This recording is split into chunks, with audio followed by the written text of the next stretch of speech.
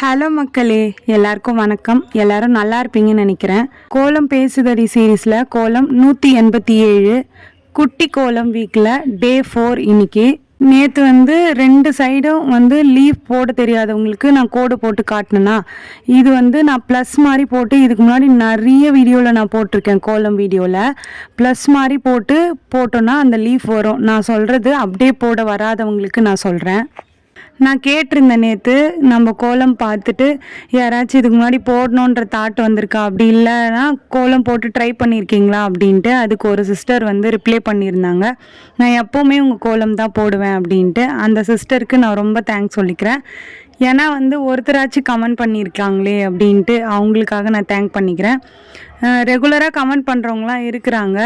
Maybe அவங்க பார்த்தாங்கன்னா இந்த வீடியோவில் கமெண்ட் பண்ணுங்கள்.